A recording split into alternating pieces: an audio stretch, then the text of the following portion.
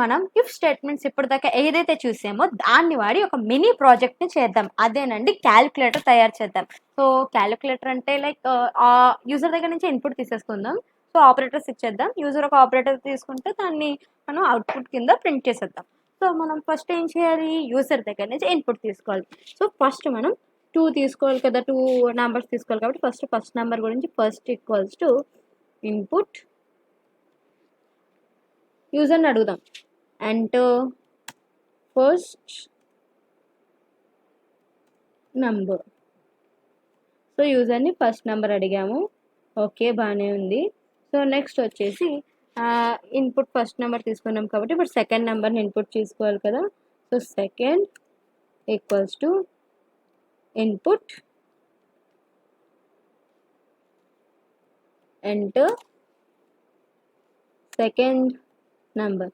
So యూజర్ని మనం ఇప్పుడు సెకండ్ నెంబర్ అడుగుతున్నాం. సో మీకు డీటెయిల్డ్ ఎక్స్ప్లెనేషన్ నోట్స్లో ఉంటుంది, కింద పెడతాను. సో దాంట్లో చూడండి, మీరు భయపడకండి అర్థం కాకపోతే. సో మనం ముందు డిస్కస్ చేసుకున్నప్పుడు గుర్తుందా, యూజర్ దగ్గర నుంచి మనం ఏమైనా తీసుకుంటే అది మనకి స్ట్రింగ్ రూపంలో ఉంటుందని. సో దాన్ని మనం ఇక్కడ నంబర్స్ని ఇంటిజర్స్ కింద చేయాలి, గుర్తుపెట్టుకోండి. సో ఆపరేటర్ కూడా తీసుకోవాలి కదా యూజర్ దగ్గర నుంచి. Input enter and operator. So యూజర్ని ఒక ఆపరేటర్ కూడా అడిగేసాం. ఆపరేటర్ ఏంటో ఇక్కడ ఇస్తే బాగుంటుంది కదా. సో యూజర్కి ఈజీగా ఉంటుంది, లైక్ ఏం ఆపరేటర్ అడుగుతున్నాము, లైక్ ఏమేం ఫ్లో సెలెక్ట్ చేసుకోవాలో అని. సో ఇక్కడ ప్లస్ ఇచ్చేద్దాం, మైనస్ ఇద్దాం,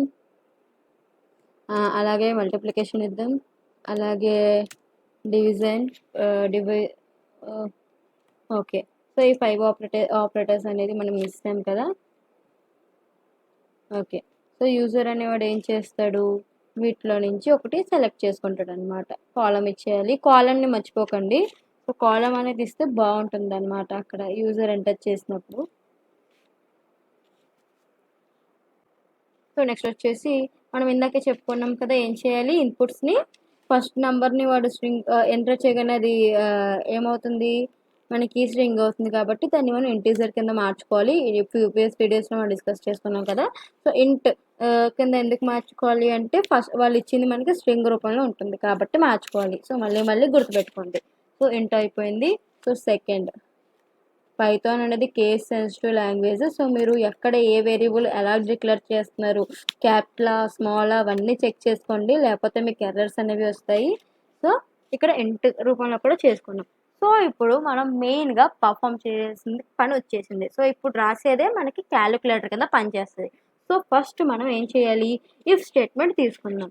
సో ఇఫ్ తర్వాత ఏం చేయాలి, ఇఫ్ అనేది కీవర్డ్, తర్వాత కండిషన్ ఇవ్వాలి. ఇక్కడ కండిషన్ ఏమి ఇవ్వాలి, మనం ఆపరేటర్ని ఇవ్వాలి. ఎందుకంటే ఆపరేటర్ సెలెక్ట్ చేసుకున్న దాన్ని బట్టే కదా మనకి ఆపరేషన్ జరుగుతుంది. కాబట్టి ఇక్కడ ఆపరేటర్ చూడండి, మనం కేస్ సెన్సిటివ్ జాగ్రత్తగా ఇవ్వాలి. స్పెల్లింగ్ ఏమి ఇచ్చామో ప్రతిదీ చూసుకోవాలి.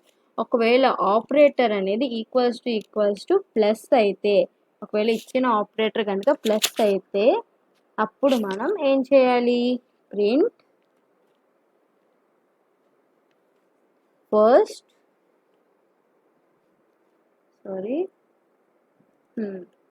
Print first plus second. So ఒకవేళ ఆపరేటర్ అనేది ప్లస్ అయితే ఏం చేయాలి, ప్రింట్ చేయాలి. ఓకే. సో ఇప్పుడు నెక్స్ట్ ఏం చేద్దాం, ఎలిఫ్. ఇఫ్ అయిపోయింది, ఇఫ్ ఆపరేటర్ అయిపోయింది. ఇఫ్ తర్వాత ఏం రాసుకోవాలి, మనం ఎలిఫ్ రాసుకోవాలి. If operator equals to next మనం ఏమిద్దాం, మైనస్ ఇద్దాం. మైనస్ కాలం మర్చిపోకండి, కాలం కూడా తప్పనిసరిగా ఇవ్వాలి. Print first minus second. Okay. So next వచ్చి ఏం చేయాలి, సో దీన్నే కాపీ చేసేద్దాం. ఎన్నిసార్లు అని పెడతాము. సో కంట్రోల్ సి చేసాను, కంట్రోల్ వి. మీకు ఏమైనా డౌట్స్ ఉంటే నాకు కమెంట్లో తెలిపొచ్చు, ఇన్స్టాగ్రామ్లో తెలిపొచ్చు, మెయిల్ ఐడిలో కూడా తెలిపొచ్చు. సో నేను వెంటనే మీకు రిప్లై ఇవ్వడానికి ట్రై చేస్తాను. కానీ మీరు నాకు చేయాల్సిన చిన్న హెల్ప్ ఏంటంటే నన్ను కొంచెం సబ్స్క్రైబ్ చేసుకొని లైక్ చేస్తే నాకు చాలా మోటివేషన్ కింద ఉంటుంది. సో చూద్దాం, చూడండి, సబ్ట్రాక్షన్ చేస్తాము, ఇంకా మల్టిప్లికేషన్ చేసేద్దాము. సో ఇక్కడ ఓకే. సో నెక్స్ట్ ఇక్కడ ఇది, సో దీన్ని కూడా మార్చాలి. సో నెక్స్ట్ ఇంకేముంది, ఇంకొక సింబల్ ఉండిపోయింది. ఓకే, సో దీన్ని కూడా మార్చుదాం. ఓకే, సో ఇది ఇంకా అవసరం లేదు కదా మనకి, ఇది అవసరం లేదు. సో డిలీట్ చేసేసి ఎల్స్ రాద్దాం. సో ఒకవేళ ఇక్కడ మనం 5 ఆపరేటర్స్ ఇచ్చుకున్నాం, ఈ 5 ఆపరేటర్స్లో నుంచి యూజర్ ఇవ్వకుండా ఏదో ఇన్వాలిడ్ ఇచ్చాడు అనుకోండి, అప్పుడు ఏం చేయాలి, ఎల్స్ ఇచ్చుకొని ఏం చేయాలి, ప్రింట్. ఒకవేళ ఇవి ఏమి ఇవ్వలేదు అనుకోండి, మరి మనకి ఏమొస్తుంది, లైక్ ఏమీ రాదు కదా. సో అలా కాకుండా మనకి ఒక లాస్ట్లో ఎల్స్ ఇచ్చేసి వ్యాలిడ్ ఇన్పుట్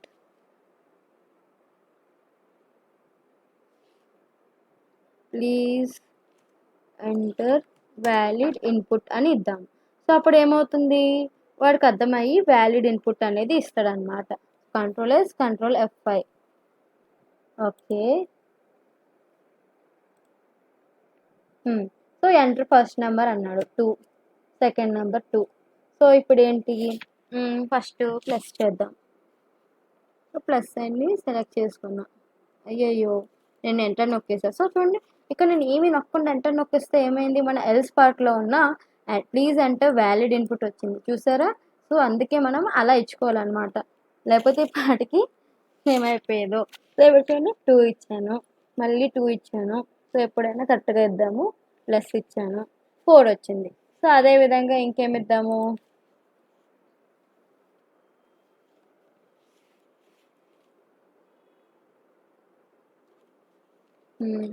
సో అలాగే ఇప్పుడు డివిజన్ ఇద్దాము. 8.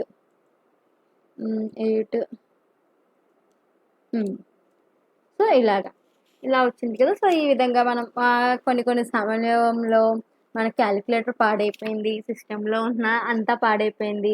సో అప్పుడు మనం ఏమైనా కావాలంటే ఇలా పైథాన్లో ఇఫ్ యూజ్ చేసుకొని మనం క్యాలిక్యులేటర్ చేసుకుని మనకు కావాల్సినవి చేసుకోవచ్చు అనమాట. ఇది అసలు అన్ప్రాక్టికల్ సిచ్యువేషన్, ఇది మనకి రాదు, బస్ మామూలుగా. సో ఈ విధంగా మనం పైథాన్లో క్యాలిక్యులేటర్ చేసుకోవచ్చు. సో మీకు నచ్చిందని అనుకుంటున్నాను. ఈ వీడియో నచ్చినట్లయితే ప్లీజ్ లైక్ చేయండి, షేర్ చేయండి అండ్ నా ఛానల్ని సబ్స్క్రైబ్ చేసుకోండి. మీకు కనుక ఏమైనా డౌట్స్ ఉంటే కమెంట్ బాక్స్లో తెలపగలరు అండ్ మీ డౌట్స్ని నాకు మెయిల్ కూడా చేయొచ్చు. Thank you.